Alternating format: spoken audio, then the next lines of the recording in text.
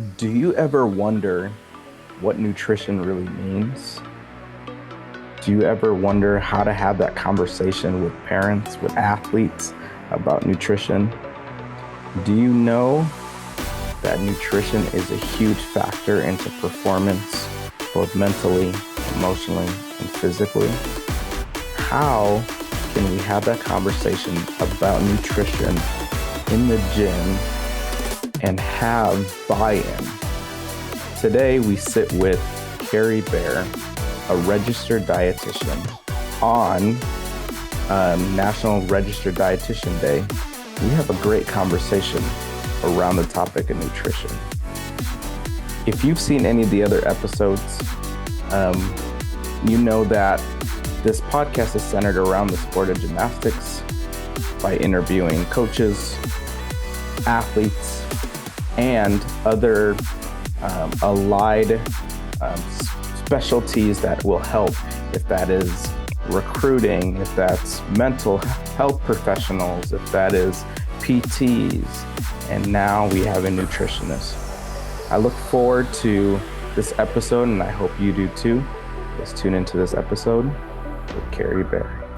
Talking about, right before we started recording, is the topic of nutrition is always a hard topic to talk to parents about as a gymnastics coach, because from personal experience, and even talking to other peers and coaches, it's one of those areas that happen outside of gym, and it's an area where parents or families can decide how they want to live their life, and it's hard to give that input because a lot of times they don't see how it directly affects what happens inside the gym. And so having better ways to have those conversations with parents, and then even resources to go to, but also how to specifically talk about it for our sport. And I know our sport is super demanding in gymnastics, physically, mentally, even emotionally. But physically, they're using their whole body all the time and, at great capacities. It's not just like, oh, okay, we're just doing floor today, so it's all legs, right? Most of the time, Mhm. you're probably hitting bars and, a leg event.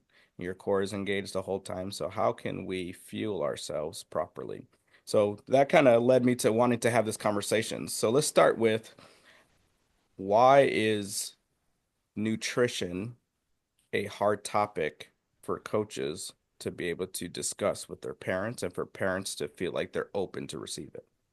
Yeah, I absolutely agree that it is a very hard conversation, and I think there's a lot of nuance and there's a lot of different factors and different reasons, and some you kind of hit the nail on the head, right? Nutrition is very personal for a lot of people, right? It is the way that parents choose to feed their families and sometimes how they have to feed their family.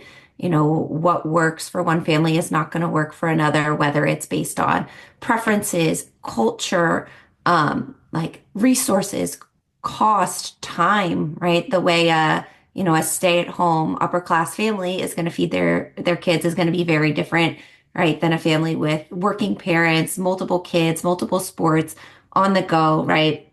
Time, resources, all of those things are going to be just very, very different.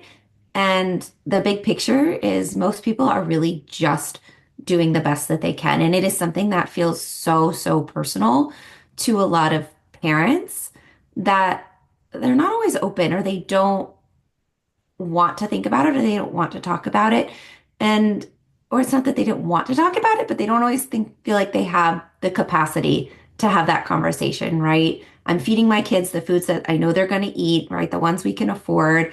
Like I'm getting them fed as best as I can. And when they've got 100 other things on their figurative plate, right? Not their literal plate, it gets it's a very, very hard conversation. And then when we bring up the sport of gymnastics, it brings a whole nother layer to it. I think this sport has had a really hard road in the past, and kind of a very difficult past when it comes to nutrition, when it comes to food and our athletes, right? If we think back, I mean, not as far back actually as we would like to think, but even, in the 2000s, the 90s, the 80s, before that, we really had this idea that for our gymnasts that smaller was better, right? Lighter was better. And the best way to keep a gymnast small and to keep them light was to really control and micromanage their nutrition and limit their nutrition and the food that they're eating and the types of foods that they're eating to keep them small. And what we've kind of found out and what we now know is that is could not be further from the truth, right? That's completely false. And I'm sure we'll get into a lot of that later. But what that kind of left us with is a lot of people that have a lot of trauma and a lot of damage from the sport and how it left them with their relationship with their food, with their body, or just with these deep rooted kind of misinformation, a lot of fear, a lot of insecurity. So when I find that, in today's world, when we bring up the conversation of nutrition in the gym, so many people that come from this era, they're so afraid to talk about it because they're so afraid to do harm, right? That as soon as you talk about food, that it's going to cause problems, right? It's gonna start disordered eating disorders, and nobody wants that. Nobody wants to bring that into their gym. So they're just afraid to mention it. They're afraid to talk about it at all, right? They don't know how to approach it in a way that is safe. They don't know how to, what to say to kids, what to say to parents. And so the conversation just doesn't happen until it has to happen, right? And then at that point, it just feels so awkward. It feels so icky when, we've had someone that's been in the sport for 5 or 10 years and there is disordered eating, or maybe there is a deficiency or underfueling or anything like that, and we're noticing it. Right? How do you first have that conversation with someone that's been in your gym for 5 or 10 years and you've never once brought it up? Right? It almost feels like a personal attack. It's very hard. And then, like you said, the coaches don't want to do harm. They don't know how to approach it. And, figuring out what their role is, where it's not a conflict of interest, it's within their wheelhouse and what is within their wheelhouse and when do they defer out. I think in the sport of gymnastics, in the last decade or so, we're really getting so much better at that. Like when I grew up as a gymnast, my coach was everything, right? He was the coach. He planned the conditioning. He strategized the whole year, or, probably didn't, but, right. He was the athletic trainer. He was the nutritionist. He was he taped our ankles and the sports psych, and right. He was everything, and he absolutely didn't know enough to be all those things, but we didn't invite people in. Like the sport didn't invite people in. And I think in this last decade, we're really seeing the sport invite a whole bunch of different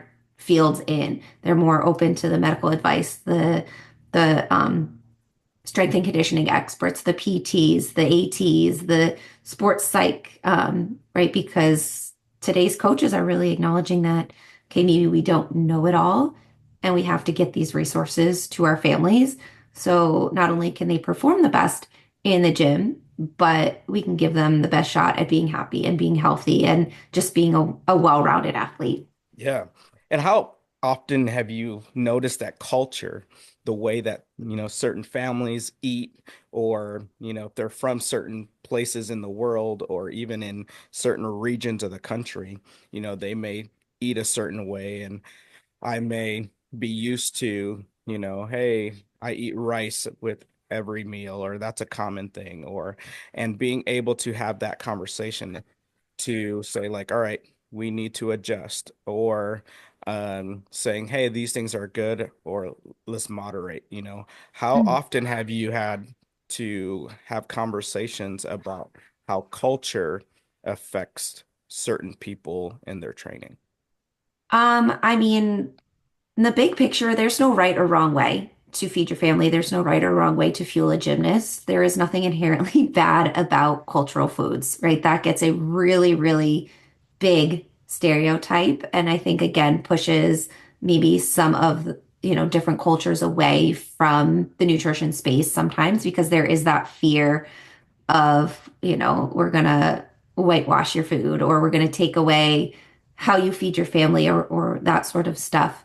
When at the end of the day, again, there's no right or wrong way, and it's helping people to understand what different foods do for their body and how they can use the foods that they already eat, right? What makes sense for them every single day, whether that's cooking, whether that's buying frozen food, whether that's ordering takeout or going through the drive-through multiple times a week. Like, if that is what works with your family, then meeting them where they're at is going to create a much better relationship, and it's going to get them a lot further down the road than, if someone comes to me, right, they're hesitant and they say, okay, these are the things that I eat every single day, and I say, nope, nope, nope, nope, nope, bad, right?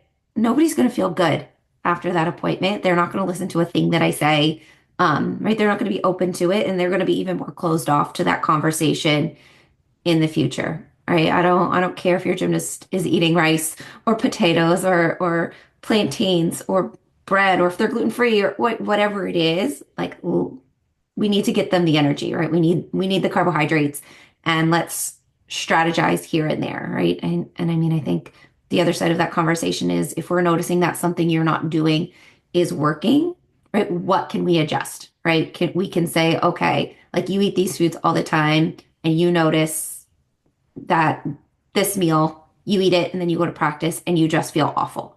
Like, that's not to say that that food is bad.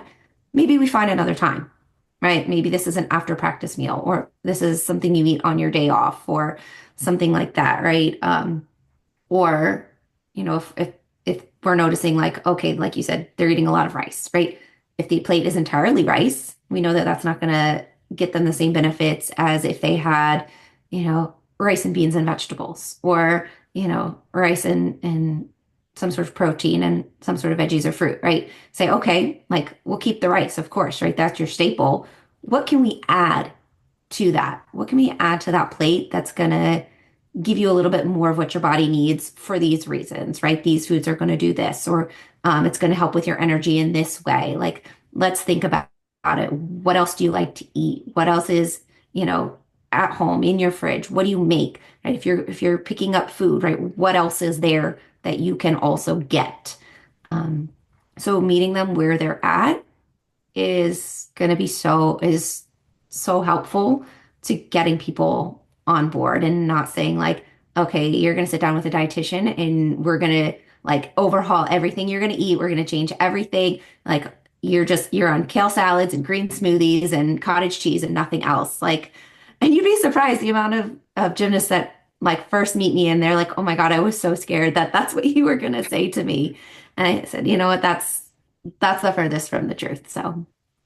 And how does genetics play a factor, with certain athletes? And is that again one of those conversations that you're having? Because in the past, you could say, "Hey, my genetics just make my body composition like this," and to go with genetics too. How does body composition, tie into with nutrition? Because a lot of times gymnasts are afraid to eat because they're afraid that their body composition is going to Mhm. change. And if they have certain genetics that may run in their family, they think, oh, if I eat more, I'm going to be more, apt to Mhm. have either a composition that is bigger, or I'm skinnier, or I'm muscular, Mhm. whatever the case may be. So how does both of those kind of factor into the whole nutrition talk? hmm Well, I mean, big picture, you cannot change genetics, or you cannot out eat or under eat genetics. You can't out train or under train genetics. And again, I think that's a huge misconception that this sport has, because at the end of the day, right, there's no one gymnast body. Right? I think if you're watching the elite level, if you're watching the NCAA, you see that week in and week out. Everybody has different bodies, and everyone can be successful, no matter if you're taller, shorter, leaner, more muscular. Um, what we do know is, especially for our gymnasts and the ones that are young, and growing and kind of going through those teenage years, going through puberty and all that really awkward time, what we know is that every single one of these kids has a unique growth pattern, right? They've got their growth charts and they've got a curve that they're meant to be on, whether they're the ninth percentile or the 90th percentile. At the end of the day, we want to see our gymnasts tracking on their unique curve. Because if they are not growing and developing in the way that their body is designed to grow and develop, then their body is not doing a lot of the other things that we want it to be able to do in the gym. Right. So and again, all this takes nutrition, all this takes energy, right? If we've got a young teenage gymnast that is really tiny, or they're trying to stay tiny, or they want to stay small, what we tend to find is if they fall off their growth curve, right, they stop growing, they are not recovering, right? So their bones are much weaker, right? They are at a much higher risk for injury in the gym, right? Even if they seem fine, it's almost like a ticking time bomb, right? They are not building muscle and muscle mass in the same way, right? There's a lot of really negative impacts that our athletes are seeing when they're not actually growing, right? There's nothing out there that says like you need to have this percent muscle mass or you want to be this percent body fat or this is what a gymnast body composition should look like, right? Everybody is unique and everyone has that kind of sweet spot. And when they are fueling their body adequately for that growth, for that development, for the hours in the gym and the training and the recovery and right everything else we want them to do in the gym, right, they're going to be at their best, right? Our gymnast is never going to be able to perform their best, get as strong as possible, like maximize their potential if they're under fueled. So it's a very hard conversation to have with a live gymnast, especially today, and especially in like the world of social media when there's, everybody's doing God knows what online, and there's a lot of comparison, whether it's gymnastic skills, whether it's, body image and, what I eat in a day or all that sort of stuff. Um, it's very hard for a teenager to say, okay, well, maybe that's not me. Yeah. Um, but at the end of the day, especially through the years of growth and development, we have to feed them to be an athlete, right? We have to fuel them for what they're trying to accomplish, not just to look a certain way, right? And make sure we're fueling them for function.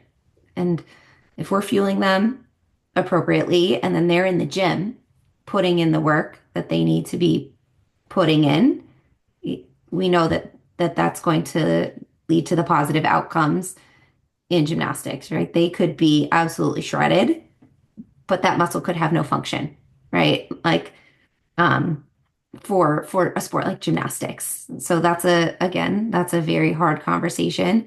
I think the visibility of NCAA gymnastics is really helping with that, though, to see that grown up adult bodies can look different and can be successful. Yeah. Now let's kind of lay a foundation for people in regards to nutrition. When you say nutrition, what does that encompass? Like you know, what does that look like? And some of the definitions that should be known in regards to nutrition. Some that could come to mind is like carbs, proteins, water, Mhm. vitamins, supplements, all these things. What encompasses the word nutrition? And can you kind of define different parts and what their purposes are? Yeah, absolutely. So I mean, nutrition as a big topic is really how we feed our body, right? Making sure we're getting, I almost like to think of it as a hierarchy, right? Making sure we're getting enough energy and enough of all the building blocks that the body needs to, first and foremost, just stay alive, right? Keep the heart beating, keep the brain thinking, the lungs breathing, to have kind of everyday activities, go to school, learn, think, talk, walk your dog, grow, develop, go to the gym, train, recover, get stronger, right? All of those things, that takes a ton of energy, right? And when I say energy, I really mean calories. And I especially in my line of work when I'm talking with kids and teens, I actually try to stay away from the word calorie because I think it gets a really negative connotation. The word gets thrown around a ton where people don't actually even know what it means. But the simplest way to describe a calorie is really just the quantity of energy that a food contains, right? It's not a good thing or a bad thing. It's just, right, we count our height in feet and inches. We count the energy from food in calories. But, when I'm talking about fueling athletes, I like the idea of, okay, we need enough energy to do these things because that's something kids and teens really resonate with. They know when they're energized and they know how practice goes when they're energized and they know when they're tired and they know what happens in the gym or out of the gym when they're tired. Um, so first and foremost, we have to get enough energy into these athletes, and that is a huge misconception in the sport of gymnastics, is that it's not a very high energy sport, and that could not be further from the truth, right?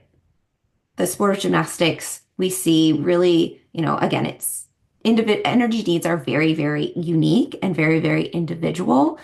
But like gymnastics training can burn somewhere between 250 to 500 calories an hour. Right. So if we've got a 16-year-old level 10 in the gym for 4 hours, like I'm sometimes I'm trying to get, just for perspective, right? I'm trying to get 3,000 calories into a 16-year-old level 10 every single day. And that is a lot of food. And just for perspective. So we need to always make sure we're getting enough energy into our gymnasts. And when we're talking about energy, we're getting energy from three main types of food. So you mentioned before the three macronutrients, which are carbohydrates, proteins, and fats.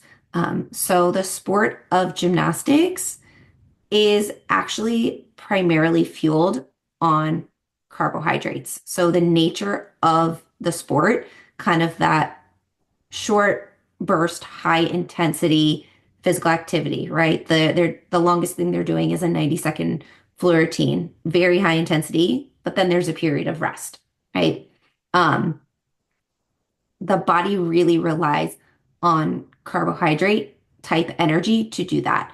So when I say carbohydrate, I really mean any type of food that is broken down to use for the body to use as sugar. So whether that are grains and starches, potatoes, bread, rice, pasta, a lot of snack foods, pretzels, crackers, even fruits and vegetables are technically considered carbohydrates, although they're not very carbohydrate dense, which can be hard. But at the end of the day, a carrot and a cookie are going to be broken down into carbohydrates for the body to use. Even the brain really relies on a lot of carbohydrates every day just to do its job, to think clearly, to kind of be able to manage moods and emotions and kind of keep a level head.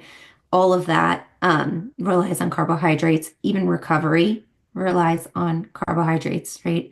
Anytime we're expecting the body to do something, there needs to be energy behind it. So, right, we need carbohydrates really for energy, and especially for younger athletes, carbohydrates become even more important because some of the body systems, like we hear a lot about fat adapted athletes and keto and all of that. Young athletes do not develop the ability to utilize fat as fuel in high intensity workouts until kind of puberty, post puberty, right? So their bodies are really relying on these carbs. Um, Protein, right? This is going to be kind of like our meat, our eggs, our dairy, fish, soy, tofu, beans, nuts, seeds, those kinds of foods. We can think of protein as the body's building blocks. So in sports, we think a lot of that with muscle, right? Muscle building, strength building. But it's really anytime we expect the body to build something or fix something or repair something, recover something, grow something. So if we're thinking recovery, if we're thinking injuries, coming back from injuries, we need to make sure we're getting enough protein. And again, protein for athletes is important, but it's not the end all be all, right? It is not the only nutrient out there. Um, Most of our gymnasts need, between, if we think about their body weight in pounds, somewhere between 70 and 90% of their body weight, right? So if you've got an itty bitty, a little level three gymnast, we can't get 100 grams of protein into them, right? That's too much. It's overkill. The body's not going to be able to do. It's not a more is more sort of a thing, and it honestly just takes away from the other nutrients, right? So protein is important, but I think it gets this like over importance when we're thinking about sports. The third macronutrient is going to be fat. So fat is another really energy dense food source. It's really important for brain health. It is really important for recovery. It is really important for nutrient absorption. And especially our older athletes, it is crucial for hormone health. Hormones being a lot of the body's basically signal systems. And we think a lot of that again with growth and development and puberty, but they also play really crucial roles in bone health. Um, and when I talk about foods with fats, I'm talking a lot about our animal proteins, our fish, our seafood, our full fat dairy. I'm talking about, nuts and nut butters and seeds and avocados and like oils and those kinds of things as well. So those are kind of the three big macronutrients. And micronutrients really just being, I almost call them helpers for the body, right? Like tools that our body really needs to do basically everything. And we get micronutrients basically from, all types of foods when we think across like the five main food groups. But specifically, fruits and vegetables are very, very micronutrient dense. So they might not be like very energy dense. We don't get a ton of energy from especially vegetables. We get a lot of vitamins and minerals, which are really just super helpful. And when I'm talking to gymnasts, I really like to make the analogy of we're building a house, right? You go to practice every day, you go to PT every day. That's your blueprint, right? Exactly what you want your body to be able to do, right? And what you want your body to be able to build. But your nutrition, right? Those are your workers, those are your bricks, those are your tools. Right? You could have the most beautiful blueprint in the whole world, right? You could have a multi-million dollar mansion on paper in front of you. But if you do not have enough workers, right? If you don't have enough carbohydrates, you don't have enough energy coming into your body, what's going to happen? Like that house is not going to get built, right? You could eat tons and tons of protein. You could have a massive pile of bricks. But if no workers show up to build that house, those bricks are not going to go anywhere, right? Or, you could have carbs and protein. You could have workers. You could have bricks. But if they don't have tools, okay, maybe that house will get built, but the quality won't be as high, right? It's definitely going to be a lot shakier. It's not going to be as strong. It's not going to be nearly as efficient. So these foods, they work together, right? One does not work in isolation of another, right? Carbs need protein. Protein needs carbs, right? We all need vitamins and minerals and fats and all those sorts of things. So, I mean, in a nutshell, right, that's kind of nutrition in a very not clinical, but more of a cut and dry sort of thing. When I'm talking about gymnasts, I'm also talking about when. So when they're eating, making sure we're giving them enough opportunities, right? Because if I've got a 16-year-old that goes to school for 7 hours a day and then gym for 4 hours a day, and then they're trying to sleep for 8 hours a day, right? Where are we putting 3,000 calories of meals and snacks, right? We have to make sure that they have enough opportunities to build meals and snacks that support their goals. And at those meals and snacks that we are actually optimizing and making the most out of that. And I know you mentioned supplements, and that's a whole nother conversation where we could be here for a whole nother hour talking about. But at the end of the day, supplements are really just meant to do that, right? They're meant to supplement your diet, especially for young athletes. Right, there are always going to be situations, and again, that's more of a one-on-one conversation. There are situations where it may be helpful it may be appropriate. It may even be necessary. But for the vast majority of our gymnasts, they are going to they're going to be 90% of the way there if they can eat, right, 3 or 4 meals, 2 or 3 snacks every day that basically follow what I kind of described is called the performance plate, right? Where they sit down and they eat, they've got grains and starches, a fruit or a vegetable, a protein, and a source of fat, right, at their meals. Right? Snacks are going to have a couple of those components, right? We've got some performance nutrition strategy, optimizing before practice, during practice, after practice a little bit more. But if they can, eat balanced meals and snacks throughout the day, they're going to be 90% of the way there and not actually need any sort of supplements. I think the last piece of nutrition, that we can't forget about, and we talked about it a little bit before, but it's not so much that like cut and dry, this is, these are the physical nutrients you get from food, but nutrition is also very, right, I said it's cultural, it's spiritual, it's mental, it's right, there's a big piece of it as well where we want our athletes to walk away not just from the sport, but just in general, with a positive and healthy relationship with all foods, right? We need them to be able to go out into the world and coexist with foods that, maybe as adults we're not so comfortable with, or, we feel a certain way about, but they need to be able to go out there and navigate that um, and not feel guilt or shame or feel bad for eating something. Right? We need them to understand and learn what works for them and what works for their body and what actually makes them feel good, right? Because at the end of the day, mental health is just as important as physical health. Right? You could have the most perfect diet on paper in the entire world, which again doesn't exist, but it might look that way on paper. But if you are absolutely miserable and you feel absolutely terrible and you think about, you've got crazy cravings and you can't sleep and you're daydreaming and you're binging, it's like that's not healthy. That's not good too. So we've got to balance the getting them enough with the not stressing them out piece too. Yeah.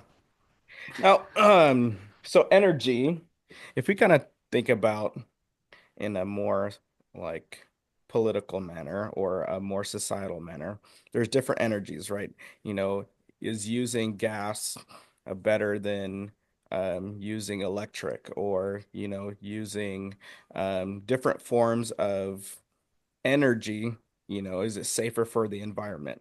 And I want to kind of bring that back to nutrition because, we talked about these macronutrients are for energy or rebuilding and recovering Mhm. and repair. Is there good or bad energy, in regards to carbs or fats? Are there bad energy choices? Are there bad protein choices for recovery and repair? I think a lot of times that's a conversation. We could look at something and I see a snack that an athlete is and say, hey, that's a bad energy choice, or Mhm. hey, that's a good energy choice, or you're drinking Gatorade instead of water. Is that a bad energy choice? Is that a good energy choice? Can you kind of talk about Mhm. those factors in regards to how to utilize that and, to debunk or to confirm some of these myths? Mhm. Yeah. So nutrition in itself, it is not black and white, right? And I think everybody wants it to be like this is good, this is bad, this is right, this is wrong. Um, and contrary to popular belief, the nutrition is very, very gray, right? There's so much information out there, right? Food is so politicized, right? Everyone has an opinion of eat this, not that. This is going to kill you. This is awful. Like, this is toxic, right? But at the end of the day, there is very, very little cut and dry, like A causes B nutrition information, right? That's not to say that on the individual level, right? If we're learning things about ourselves and about our body, that's not important because that's very important. But again, that's anecdotal. Big picture, right? There's no one food out there that is all good or all bad. And when we put that idea into people's heads, again, that's where the disordered thinking starts, especially with young kids and teenagers. It goes very quickly from, oh, coach said this was a bad snack, but I like this snack. This snack gives me energy. I must be bad, or I must be a bad gymnast, or I'm bad for wanting these foods. Or, even as a coach, right? You think about, your little pre-team group, right? And you sit them in front of the trampoline and say, okay, wait, I got to go get this mat real quick. I'll be back in 2 seconds. Don't jump. And then you walk away. What happens? They're jumping. They're jumping, right? The more you tell someone no, right, not to eat it, that this is wrong, that this is bad, it almost heightens that, right? It makes that food feel bigger than it is. It makes it feel much more special, right? You tell yourself, I can't eat dessert all week long. And then you get to Friday night and you go out to eat and you're like, I'm getting the large, with extra toppings and this and that. And it doesn't feel like enough. When at the end of the day, like you're like, I just want a cookie with my dinner. Like, okay, that right, that's not going to negate the nutrition coming from the other foods. Right, from a black and white on paper standpoint, I mean, obviously some foods are more nutrient dense than others, right? They do more things for the body than others, but context is going to apply. And especially for coaches and especially for gymnasts, right? You have them what, for 4 hours in the day, right? Big picture. You're seeing them maybe come in with a snack or maybe bring a snack to eat during practice. That's one, two of the hopefully 7 times that they're eating in the day, right? We're not privy to their whole patterns, right? We don't know that the kid that always buys candy from your vending machine every single day, right? You don't know if their parents forbid that at home, right? And this is the only place that they're allowed to have the freedom to get that, right? You may not necessarily know, the families that you have that are food insecure or that they're struggling and they're sending the kid with a snack that you might not think of as ideal, but that's all they have, right? Or again, maybe you've got a kid who's got 4 or 5 other siblings and the single parent mom is picking them up and running them through the drive-through after practice. And it's either that or they're not getting dinner. Right? What would you rather do after practice? Right? Maybe it's not the most perfect meal that you would expect, but it's always going to be better than nothing, right? It can always be a point of education. It can be a point of, conversation, but we don't have to change everything. And we certainly don't want to be quick on judgment, especially on our own, our own biases and maybe even our own nutrition beliefs. Because, at the end of the day, we're trying to help them and encourage them, right? As coaches, um, it's not really, we can make suggestions, but it's definitely not our place to pick apart what our kids are eating, right? That's a huge conflict of interest. And even if we don't mean any harm by it, um, it can end up being really detrimental for a lot of kids for a lot of reasons, right? The same way that we've gotten away, like when I was growing up, if you were late to practice, like you had rope climbs or you had suicides or you had to go run or something like that, right? And even if you walk in the door and say, my mom was running late or, there was an accident 3 cars ahead of us and we got stuck in a half hour of traffic, like that has nothing to do with that kid, right? And I know a lot of gyms have gotten away from that. Um, Same with a lot of these kids, right? They're not always in charge of the foods that come into their house or what they're being fed, right? They get the choice of, we have apples and oranges. Which one do you want? Or, right, it's not always up to them. So kind of shaming them or telling them that this is a good choice or a bad choice is not always the best tactic. Yeah. Now, if I was, going to the store, I'm here in Texas and our grocery store is called HEB, and I was gonna go shopping for my athlete.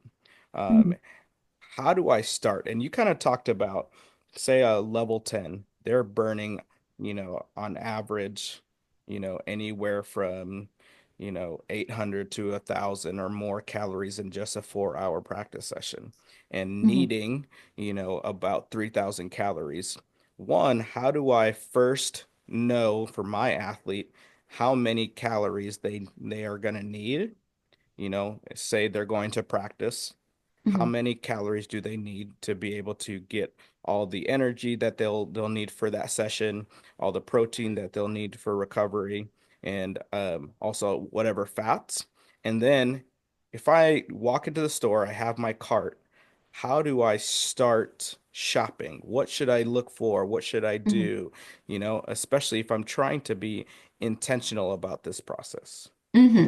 Yeah. So, I mean, as a parent, unless you are, a nutrition professional or someone that kind of is in this space, don't start calculating your own athlete's needs, right? Don't start calorie counting, especially don't make your teenager or your child start calorie counting because that is the number one predictor of disordered eating habits is actually calorie counting in teens and dieting in teens. So please don't do that. I would refer to a professional and defer to a professional if you really want to know. As a parent, I think, and even as an athlete, and these are some conversations you can have with your athlete, um, just kind of to get a bigger picture on like if what you're currently doing is working. I mean, big picture, they should be eating a meal or snack every 3 hours. Um, so for most of our gymnasts, right, it's breakfast, a snack at school, lunch or something when they come home from practice, a snack at practice, and dinner after, right? So if they're missing one of those opportunities, like just start getting them something. Something is always going to be better than nothing. Um, Before you even go to the store, like you need to have some sort of plan or some sort of conversation with your athlete and or with your family, just because otherwise you're going to end up spending $1,000 on groceries and half of it's going to get not get cooked.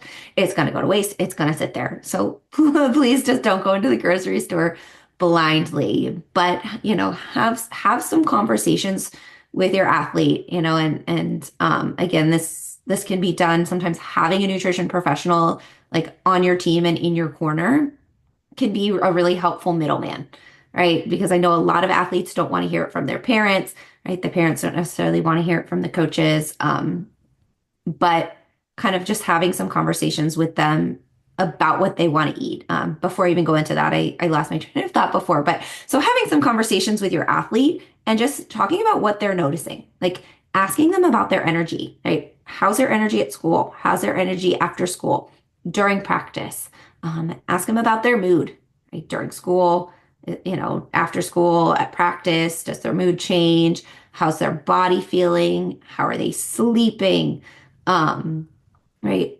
All these sorts of things that we know come back to nutrition and how they're fueling their body can give you a lot of kind of feedback on how their body is responding to the combination of food and training that they're currently doing. So that's an important piece too to know if this is something that we probably need to think about. But again, when it comes to going to the grocery store, right, have conversations with them, right? So we know that, breakfast, lunch, and dinner should at least have, right, a grain or a starch, some source of protein, and like so a fruit or a vegetable. Right? And so having those conversations and saying, okay, like what do you want for breakfast this week that kind of checks these boxes? Because nobody's a short order cook. Nobody can have unlimited groceries in their house. I always say, okay, pick two things for the week that you can choose between or alternate between.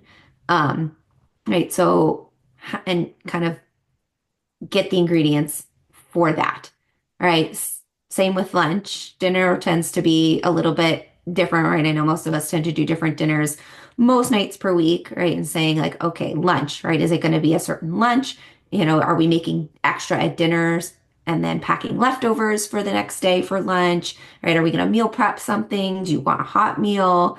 Like actually having that conversation and setting the menu will help focus your grocery list. Even when it comes to snacks, I think again, snacking gets a really bad reputation, but for a gymnast, it's really just to fill in the gaps between their meals and give them extra opportunities to get those nutrients in, right? So, if we've got extra fruit for them to snack on, if we've got even grain-based snacks that first and foremost they like, that makes sense with what they can handle at school, right? I know a lot of schools like you can't send nuts or peanut butter or those kinds of things, or if they've got to throw something in their backpack, right? You're not giving them a yogurt. Like figure out, okay, what is actually gonna make sense. And again, I would get like, two options if possible for the week. That way you know, they're not, they have a choice, but it's also like they're not gonna sit there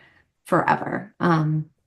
But yeah, I mean, every family is going to do things a little bit differently, and I never recommend overhauling everything at once, right? Pick one meal or one day or one opportunity, right? If breakfast is a challenge for your family and for your gymnast, start with breakfast, right? Right. If school lunch is lacking, right, get a couple extra things to go in the lunchbox or to supplement the hot meal that you get from school. But start slow. Now, when it comes to like the amount of times to eat, you had mentioned earlier, like eating around 7 times. Now, what's the significance of, breaking down these calories into different times? Because does it matter if I only eat, say, 3 times, or if I eat, 2 times and I get all my calories in? Mhm. Is there a difference? And is timing a factor in nutrition, especially in athletes? Mhm. Or gymnastics, we could talk about how important is the timing of our Mhm. calories or our energy that we're putting in, or even just protein for recovery aspects and stuff like that. Or can I just say, hey, it's just more convenient for me to just eat, you know when I get home from gymnastics and at lunch, and those are the two Mhm. times, but I eat all my calories in that time. Mhm. Yeah. I mean, what might work for us as adults is going to look a little bit different for these kids, right? First and foremost, we've got to think about their size, right? How big is, if you've got a middle schooler on your team, how big do you think her stomach is, right? And how long does she get for lunch at school? Not that long. Right? Her stomach is this big and she probably gets 20 minutes. So, do you think that that kid could get 1,200 calories in to stomach this big in 20 minutes? No, right? Most of these kids, if we're trying to feed them really, really big meals, they're not going to be able to finish it, right? They'll eat, you know, 75% of it, maybe if we're lucky. And then if we don't give them another opportunity to eat, right? Even if you think about your own kids, right? How often does your 2.5-year-old eat? Oh, she wants to snack all the time. All All day, the right? time. Because her stomach can only hold so much food. And that's not so different for a lot of our gymnasts and a lot of our athletes. So just kind of knowing that doesn't usually work for these kids. They don't have enough time. They don't have the space in their body to get in, especially nutrient dense foods. So fruits, vegetables, proteins, foods with fat are very, very filling. Um, so if we're getting them enough, then right, they're not going to be able to overdo it. We don't want them eating past fullness, just for, being their age. We want to teach them to be, as intuitive as, a high level athlete can be with their nutrition. They're still kids. So we always want to encourage that kind of, eat when you're hungry, stop when you're full, with a little bit of an asterisk of, if you're training 20 hours a week, we might have to do a little bit more than that. Yeah. Um, Timing for our athletes is also pretty important. And really, just even for the general population, the body really likes to have energy and nutrition before it does something, right? If you've got your car and you're going to go, on a big road trip, um, you would always go to the gas station before you left, right? You would never leave your house on an empty, on a quarter of a tank and cross your fingers and hope for the best. Right. You always want to fill up before you go. And we find that the body works better. It works more optimally when it has gas in the tank, right? It's got the energy it needs. It's got, a steady state and flow of nutrients for what's to come, right? So, a lot of, and this actually happens with a lot of our gymnasts, is that they eat very, very little during the day, right? They wake up early, they're not super hungry, they skip breakfast or have a granola bar and go to school. They eat lunch at school, maybe they eat a normal lunch, maybe they don't. I don't know. Apparently these days it's not cool to eat lunch at school. Um, they're too afraid to eat before practice because they don't want to feel the food sitting there, so they don't really eat before practice. And maybe they munch a little bit during the gym, but then they get home and they eat the entire house, right? But then they go to bed. Right? And that's not to say our gymnasts don't need to eat after practice and before bed, because they absolutely do, for recovery and for sleep and all of that. But they just try to do, right, 90% of their day on 30% battery, right? And that's really, really stressful for the body. And something I, again, could talk about for hours is the concept of what we know as REDS, or relative energy deficiency in sport, which is basically a multifaceted model that shows all of basically the potential challenges of what happens when energy needs are not being met, right? More is being exerted than coming in. And what we actually see is, not only is this an issue when this happens like day after day over time, but we even start to see a lot of these challenges for in-day energy deficits, right? So if they're having a huge lunch at school at, noon, but then they don't eat anything and then they come to practice, right? The research is starting to show like energy deficits of, in-day energy deficits of 400 calories or more, including like inadequate carbohydrate intake, not even just overall calories, but especially carbohydrate when it comes to athletes, show a lot of the same symptoms: the fatigue, the increased perceived exertion, the muscle breakdown, the headaches, the mood swings, the GI, the stomach aches, and the kids sitting in the corner with their heads between their knees, and right, all of these sorts of things we're even seeing. So especially for our younger athletes and our smaller athletes, their body and their body systems seem to work a lot more efficiently when they have more frequent meals or snacks. So usually when I'm talking to athletes, I'm saying, we want to think about a schedule where you have something to eat every 3-ish hours, and that should start within an hour of you waking up, right? So, if they wake up at, 6 o'clock for school, right? They need to have breakfast before they go to school. They need to start their day with some food. And then depending on what time lunch is at school, I know some of these kids have like brunch, and then some of them have the whole day, right? So there should be a meal at school, there should be a snack at school, right? Depending on when lunch is, they should be eating when they finish school, right? Even if they're going straight from school to practice, they should be eating something then. Usually depending on the age and the level and the intensity of the practice, if they're working out more than 3 hours, they're going to benefit from some intra-workout nutrition, and they always need to be eating after practice, no matter what time of night it is. They need that recovery nutrition. Now, you kind of mentioned, if within a 3-hour practice that they need to at least eat, during the practice.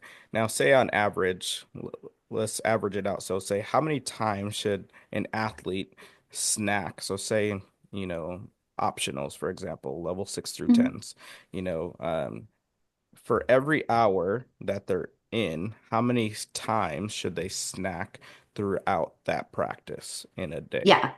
Yeah, so I think it depends on, again, for if we're talking about older optionals, I mean, again, it's going to depend on how long their practice actually is, right? A 3-hour practice, if we can just give them, the opportunity to have one small snack, that should be, that's usually sufficient for most. 4 hours, either, every gym does it different.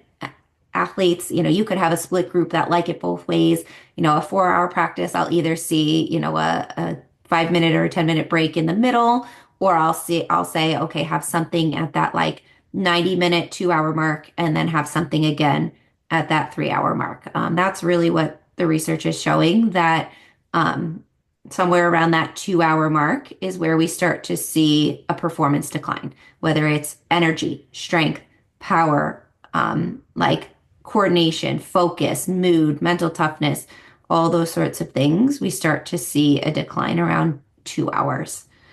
So that usually makes sense, right? A 5 hour practice. I hope you're giving them a little bit of a break at that point. But if you're going 5 hours straight through, we want to give them at least, the opportunity to have three things at that point. Now, you had mentioned we could talk longer, which I think I want to. I think we may do a series of these because talking about this could take a long time, right? Because we just kind of are scratching the surface right now, and Oh there's a lot of yeah. questions and stuff like that. So I think let's get on another call and do that. But kind of to kind of you know tie some things together. Two things. One, kind of share your story where you mentioned you're a gymnast, so kind of talk about that and then how it got you to the path that you're on. And then secondly, what is the difference between a registered dietitian and a nutritionist? Are they the same thing and they're just a different title, or are they completely different and they do different things? You're hitting me with my favorite question on National Registered Dietitian Day, actually, today. Well, So I'll happy National Registered Dietitian Day. So I'll start, I can start with that one. It is different in different countries, but here in the US, a registered dietitian is a licensed medical professional. So to become a registered dietitian, you have to go through a minimum of a bachelor's degree and a master's degree in at least one of those has to be in what they call nutrition and dietetics. So basically, specifically a nutrition degree. Um, the master's degree can also be in nutrition. It can be in an allied health field, but dietitians are all master's trained. You have to go through a dietetic internship, which is a year-long supervised practice. So basically, you go through a whole bunch of different rotations. You work in all sorts of different fields and areas, and then you have to pass a board exam. And then dietitians as well have to upkeep continuing education and all this, right? All this sort of stuff. So dietitians, registered dietitians, you'll see RD, RDN, LDN. Those are kind of the credentials that we'll use. We are the licensed professionals. Nutritionist is not a standardized career here in the United States. So, right, it could mean a lot of things. A nutritionist could be someone with a PhD in nutrition that has never just gone through the RD credential. They could be someone that was interested in food and took a weekend course and called themselves a nutritionist, right? There are some great nutritionists out there, but most are, they they're not, it's not a standardized career. And that's Right. not to say that they don't have information or they don't have insights. But again, the biggest piece of being a dietitian is that we are evidence-based practitioners. So, we follow a lot of the research, and make sure that, we're not promoting things that are just gonna, make us a buck, right? We're not always, we're not pushing green powder supplements, those kinds of things. Most of us, we're not supposed to be, but that's, nutritionists are not always going to be that evidence based. And then, we do a lot of training and that sort of stuff on the counseling piece of it, right? It's very different of giving someone just like, a macro plan, right? You could look up online, you could ask ChatGPT to do all those sorts of things in this world. But a dietitian is going to help you connect the knowing from the doing and help you kind of come up with strategies that actually make sense and work for you and implement those and help you work through kind of what's stopping you, right? What are the challenges? What are the barriers? And kind of almost be that food therapist too. Right. So, That's one of my favorite questions. And then so my background, yes, right? I love working with gymnasts because I was a gymnast. I was in high school, I was a level 10. I was a collegiate gymnast as well. And I coached gymnastics for about 10 years also while I was in school. So I have a lot of insight, a lot of perspective. When I was a gymnast, again, this stuff really wasn't talked about. My personal story really has to do with a lot of the side effects of the unintentional underfueling. So, it started in sixth grade with my first broken foot and followed with, a injury every single year until I was a junior in college and had to take that medical retirement because my body was just done, right? It was one thing after another, injury after injury, um, and in high school especially, just always tired, fatigued, like no matter how hard and how many summers I trained that release move on bars or that double A out on floor, it never made it into the routine, right? It never quite reached my potential. And kind of when I got to college is when I was really kind of thrown into a culture of disordered eating. And again, not my personal story, but a lot of my teammates were in the depths and in the throes of it, and just seeing that and being in that environment. It gives you a lot of perspective, as I think so much of us that are involved in the gymnastics space today, of what we love so much about this sport and what could be better. Yeah. What is the missing piece?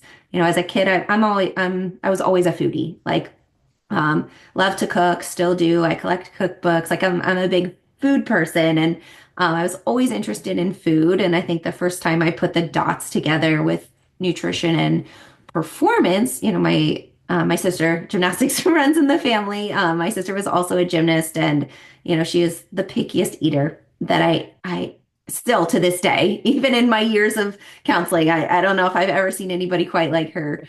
But she was, that textbook, really, really small kid, super talented potential, but then, hit middle school and just plateaued. Like, she was always the one, eyes pale, head between the knees, having to sit down.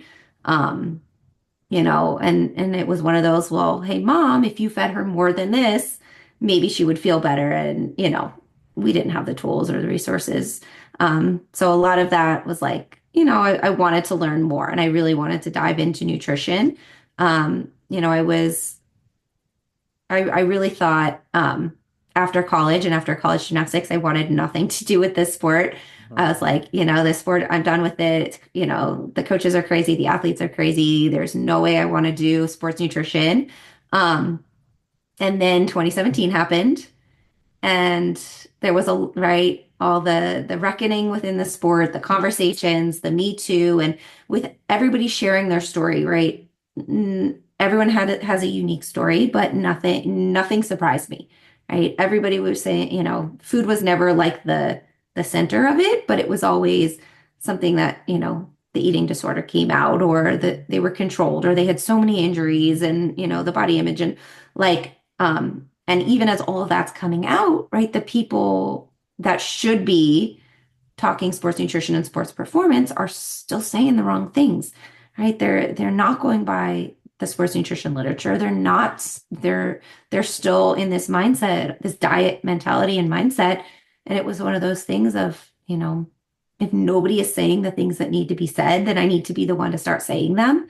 And that it was kind of at that point, 2017, 2018, where I really just threw myself into the literature, into what was out there, for our gymnasts, what was out there that, because there's tons of sports nutrition research in soccer and track and football and basketball and baseball, and there is still very little for gymnastics. But okay, how can we apply these principles? What do we know? What do we know works here that we need to be doing with these athletes? Because, we see the bright and shining stars, but we never see the carnage, right? The kids that quit because they stall in the gym, They quit because they're on their third injury. They quit because they leave so tired and broken every single day.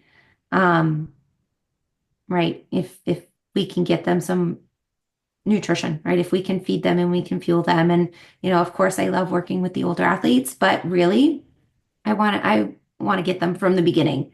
I want to get them when they're learning basics in the gym. We need to make sure that their body is growing strong, right? We want these tendons and these ligaments to hold on, right? Because it crushes me when we see these injuries week after week on the biggest stage that, right? Can we do something from the beginning? Can we at least put this on their radar and get them well fueled so they can just have a better experience with this sport? Yeah. No, I think it's awesome. And I appreciate, the time in talking about these things because again, I don't think everybody understands that nutrition is such a huge factor to why things happen or don't happen or missed opportunities, like you said. And even the mental aspects that it plays and it plays emotionally. I was listening to this one podcast and they had mentioned that anxiety is not the way that we think about it. Anxiety is something where it actually has to do with like how you feel in your gut and like food wise, and if you're not eating the right ways it could create like anxiety and that's for people who can't pinpoint it. They're saying like someone who can't say, what happened in your life to make you anxious, and they're like, hey, I had a Mhm. great life, this and that, and maybe they just the way that they eat just makes them feel certain way. It just makes their body Mhm. feel stressed or uncomfortable, right? And so that ends up making them anxious, and Mhm. understanding, how you know nutrients can really determine and dictate our life. And in future podcasts, I'm excited to kind of talk about how some of the health things that also tie in. Um, Not always can we get sick from just some virus that are out there. It could be the foods that we eat or not, or how we can combat certain sicknesses and because of the foods we eat, and kind of talk about all that and giving the gymnastics community a better perspective about nutrition and foods, and so then they can have a better relationship. Athletes can have a better relationships. Parents are willing to have the conversation with a expert, or even initiate the conversation with coaches, and coaches having those allies that they can talk to and say, hey, I know Kelly and I want, to defer this topic here. She's a great resource, can educate you on these things or even walk you through the process. Or, if she knows somebody that's in your area that might be a little bit more convenient, as another resource to network you there. So, um, thank you for starting this conversation with me about nutrition, and I'm excited to get the gymnastics community in a better place to have knowledge and to use the knowledge and see these athletes actually have the results that they desire, and the parents have the athletes and the kids that they desire, that are energy filled, that love the sport, and are able to have the necessary tools to help fuel them mentally, emotionally, spiritually, and then, obviously physically in their journey of gymnastics. Yeah, absolutely. And thank you for inviting me and thank you for having me on this. And like I said, we just scratched the tip of the iceberg. I can talk about this topic all day long. So I'm more than happy to continue to chat. Awesome. So let's do that. Let's get on another one. And, everybody else, stay tuned to this and, catch more of this conversation. We're excited, again, to help the sport of gymnastics. And that's the purpose of this. Just like in the title of this podcast, helping equip athletes to transform. And I think that's what we're doing every day. We're transforming, hopefully, for the better. Sometimes it's not always that. But if you have more knowledge and more education, then you can transform in the ways that you desire. Absolutely. Now, I hope that all of you guys had a great time with this episode and got a lot of information. Some questions that you may have had or assumptions have either been debunked, confirmed, or answered. And if you have any further questions or need more resources, check the description or the links below, and you can get any of the information that Kerry has on her website as well as on her Instagram. Again, thank you for tuning in to another episode of Heater Conversation. I'll see you on the next one.